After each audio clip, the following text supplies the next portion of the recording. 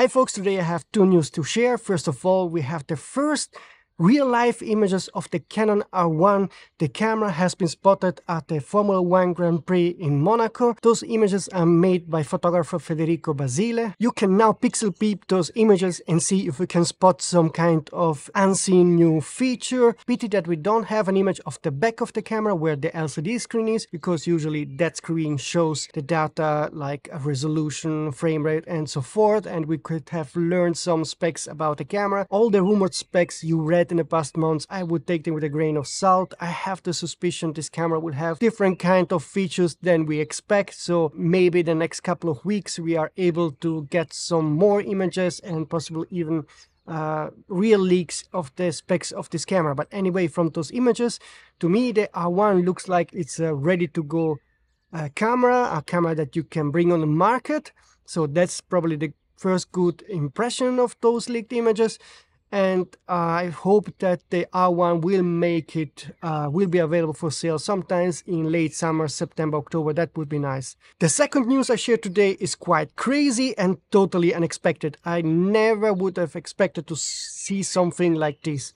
Because as you know, BCN collects the real data sales from about half of the Japanese stores. So they share that data every month and they tell you what kind of camera is selling best, who is leading the market share and so forth. They just shared the data of the month of April, and Kodak is leading in terms of market share on the Japanese market. On second spot you have Canon, then you have Sony, Fujifilm and OM Digital. And I really am surprised that this is happening, because I know about every Sony, Fujifilm, Canon camera that's out there, but I don't follow what Kodak is doing. All I know is that they're licensing their name to some Chinese manufacturer, and they make some very compact small cameras, and well, those cameras are selling hot in Japan, and this is totally surprising. According to BCN ranking, the Pixpro FZ55, the Pixpro FZ45 and the Pixpro WPZ2 are selling hot on the Japanese market. I really had to look up what kind of cameras those are, because I never heard of them. So I went over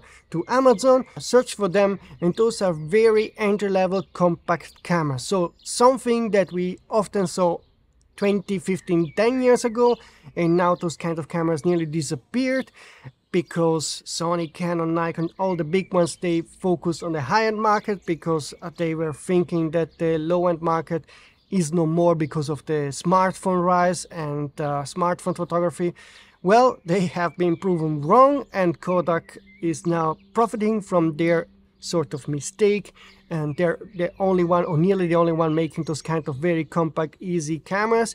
And as you know, the youngster and the influencers, they're very into those affordable digital compact cameras. That's what they want, and I don't know if this is just a hype or not. As you know, the cameras like the X100VI are selling hot, but the X100 has a long history. It always looked the same, it nearly always had the same lens, and for 10 years it didn't sell like hotcake. It was a nice camera, it sold well, but nothing extraordinary, and since 2 years everybody wants it. And I think that's the power of the social networks. They can hype certain stuff so that you make crazy sales, and the fear I have is that the hype, as with any hype, one day might go away.